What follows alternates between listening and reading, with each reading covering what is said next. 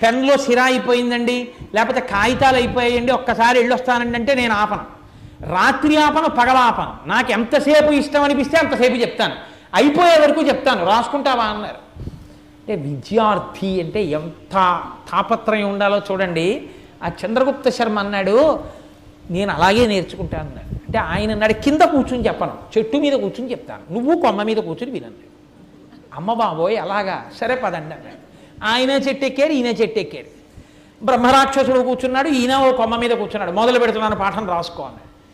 రాసుకో అంటే తెచ్చుకున్న కాగితాలు అయిపోతే, అందుకని ఆయన ఏం చేశాడంటే ఓ పెద్ద సంచి ఒకటి విరేలాడగట్టి చెట్టుకి ఆయన భాష్యం చెప్తుంటే ఒక సూది కొమ్మ ఒకటి తీసుకుని తొడ కొయ్యడం, ఆ పుల్ల ముక్క నిత్తుట్లో ముంచడం, రావాకుల మీద రాయడం, సంచిలో పడేయడం. తలెత్తకుండా 14 రోజులు వ్రాశాడు మహాభాష్యాన్ని. 14 రాత్రులు 14 పగళ్ళు రాసుకున్నాడు. రాసుకుని సంచి నిండా నింపాడు. నెత్తురంతా కారిపోయింది. మనుష్యుడు ఆకలి దాహం బడలిపోయాడు. అయిపోయింది అబ్బాయి, నీకు మహాభాష్యం అంతా ఇచ్చేశాను, చదువుకో, ఇప్పటికే నీకు చాలా వచ్చేసింది అన్నాడు. గురువుగారు కటాక్షించారండి అని అనలేక నీరసంగా అన్నాడు. పాపం అన్న తర్వాత ఆయన ఎప్పుడైతే మహాభాష్యం ఇచ్చేశాడో ఆయన శాపం పోయి ఆయన మామూలు స్థితిని పొందేశాడు. గౌడ దేశం నుంచి వచ్చి చదువుకున్నవాడు మందమతి కాబట్టి ఆయన్ని గౌడుడు అనేవారు. పేరు కూడా తెలియదు, పెద్ద తెలివి తక్కువ వాడరా, బెంగాల్ నుంచి వచ్చాడనడానికి గౌడుడు అంటూ ఉండేవారు. ఈ గౌడుడన్న పేరే ఆయనకు ఉండిపోయింది బ్రహ్మరాక్షసత్వం తర్వాత కూడా. ఆయన మహాభాష్యం ఇచ్చేశాను కాబట్టి ఇప్పుడు నేను తరించాలి, నాకు సరైన గురువు ఎక్కడ దొరుకుతాడు అని అడిగారు. ఉత్తరాన బదరికాశ్రమంలో శుకబ్రహ్మ ఉన్నారు, మీరు ఆయన దగ్గరికి వెళ్ళి ఆయన దగ్గర ఆత్మజ్ఞానం నేర్చుకోండి అన్నారు.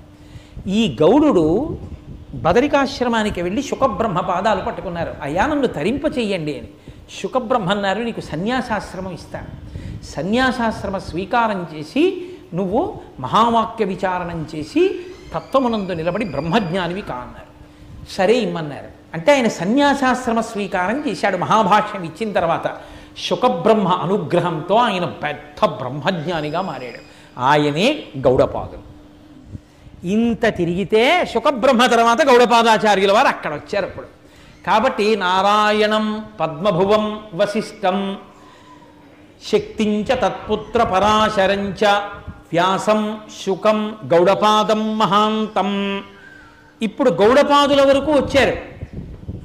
శంకరాచార్యుల వారికి గురువుగారు రావాలి. గోవింద్ర యోగీంద్ర మతాస్య శిష్యం గోవింద భగవత్పాదులు రావాలి. గోవింద భగవత్పాదులు ఎక్కడి నుంచి వస్తారు? ఈ చంద్రశర్మ మీకు ఇందాక చెప్పే కదా రావాకుల మీద వ్రాసుకున్నాడని. వ్రాసుకున్న ఆయన ఈ మూటంతా పట్టుకుని పాపం బయలుదేరాడు తన దేశానికి. కొంత దూరం వెళ్ళేటప్పటికి ఇక బడలిపోయాడు. ఇక నడవలేక ఆ మూట అక్కడ పడేసి ఆదమరిచి నేల మీద పడి నిద్రపోయాడు. నిద్రపోతే ఒక మేక వచ్చి కొన్ని ఆకులు తినేసింది. అందులో దాన్ని అజభక్షిత భాష్యము అంటారు. అది ఇప్పటికీ లోకంలో ప్రచారంలో లేదు మహాభాష్యంలో. అది మేక తినేసింది. అందుకని ఆ భాగాన్ని అజభక్షిత భాష్యము అని పిలుస్తారు. ఇక మిగిలిన భాష్య భాగం మిగిలింది. ఎక్కడ ఇది పోతుందో, ఎవరైనా మనుష్యులు ఇల్లు కనపడే వరకు దీన్ని ఈడుచుకుపోదామని పాపం అలాగే పట్టుకుని తీసుకెళ్ళి ఆ మూట ఒక వైశ్యుల ఇంట్లో పెట్టి, అయ్యా నేను పడుకుంటాను లేపకండని పడుకుని నిద్రపోయాడు. ఎంత నిద్రపోయాడంటే అన్నానికి లేవాయా అన్నా లేచేవాడు కాదు. అప్పటికే ఇలా అయిపోయాడు, సన్నహ ఇక ప్రాణోత్క్రమణం అయిపోతుందేమో అన్నట్టు అయిపోయాడు. ఆ ఇంటి యజమాని వైశ్యుడికి ఒక కూతురుంది. ఆమె ఈ పిల్లవాడి తేజస్సు అందచందాలు చూసి ఆయన్ని మోహించింది. ఎలా అయినా ఈ పిల్లవాడిని బతికించాలని చెప్పి ఆమెకి వైద్యం తెలుసు. ఆమె పెరుగన్నం మెత్తగా చేసి అతని పొట్ట మీద రోజు రుద్దేది కొంతసేపు. ఆ రోమకూపములు ఈ పెరుగన్న సారాన్ని పీల్చుకుని ఆ పిల్లవాడు మెల్లిమెల్లిగా శక్తి పుంజుకుని ఓ రోజు తెలివి వచ్చింది. తెలివి వస్తూనే ఆయన అన్నాడు, నా ఆకులు ఉన్నాయా అన్నాడు. అక్కడే ఉంది నీ ఆకుల మూట అందాడు. అంటే అదే మహాభాష్యం అమ్మా, నా మూట ఇచ్చేయని ఆ మూటకు బయలుదేరిపోయాడు. అంటే ఆ పిల్ల వచ్చింది, ఎక్కడికి వెళ్ళిపోతావు, నీ పొట్టకి పెరుగన్నం రాసి బతికించింది నువ్వు వెళ్ళిపోవడానికి కాదు, నన్ను పెళ్ళాడని. ఆయన అన్నాడు, నాకు పెళ్ళెందుకు, నేను మహాభాష్య ప్రచారం చేయాలి శిష్యులకి, వెళ్ళిపోతానన్నాడు. అంటే వైశ్యుడు వచ్చి అన్నాడు, నా కూతురు కష్టపడి బతికించింది, నిన్ను భర్తని చేసుకుందామని, వెళ్ళిపోతానంటావేమిటి, రాజుగారి దగ్గరికి వెడదాం, రాజుగారు ఏం చెప్తే చేద్దాం పదన్నాడు. అంటే ఈయన ఆకుల మూట అట్టుకుని రాజుగారి దగ్గరికి బయలుదేరాడు. ఈ వైశ్యుడు ఈ చంద్రగుప్త శర్మని తీసుకుని రాజుగారి దగ్గరికి వెళ్ళాడు ఈయన మీద ఫిర్యాదు చేసి విచారణ చేయించడానికి. రాజుగారి సింహాసనం మీద కూర్చుని చూశాడు ఆ వస్తున్న పిల్లాన్ని. అబ్బా ఎంత తేజోమూర్తిరా, నాకున్న ఒక్కగానొక్క కూతురికి పెళ్లి చెయ్యాలనుకున్నాను. వీడిని చూస్తే చాలా గొప్పగా ఉన్నాడు, వీడికి ఇచ్చి పెళ్లి చెయ్యాలనుకున్నాను. ఉన్న వైశ్యకన్య చాలక క్షత్రియ కన్య ఒకత్తి బయలుదేరింది. కానీ ఈయన చూస్తే బ్రహ్మతేజస్సుతో ఉన్నాడు, బ్రాహ్మణుల్లా ఉన్నాడు. ఈ పిల్లవాడికి క్షత్రియ కన్యని ఇవ్వచ్చా అడుగుదామని ప్రధానమంత్రిని పిలిచాడు. ఆ ప్రధానమంత్రి బ్రాహ్మణుడు. ఏమయ్యా మంత్రి, అదిగో పిల్లవాడిని చూడు, వాడికి నా కూతురుని ఇవ్వచ్చా అన్నాడు.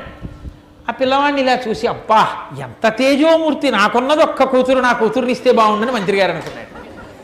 చంద్రశర్మ అనుకున్నాడు ఇదంతా ఏదో ఈశ్వరానుగ్రహంలా ఉందిరా, ఇక ఎలా జరిగితే అలా, మనం ఏమీ పెట్టుకోవద్దు పూచి అనుకున్నాడు. ఇప్పుడు మంత్రి గారు అన్నారు, అయ్యా పిల్లనివ్వచ్చు కానీ ఒక్క నియమమున ఉంటుంది. ఒక బ్రాహ్మణుడు ఏకకాలమునందు చేసుకోవాలి అంటే 4 వర్ణములను చేసేసుకోవాలి.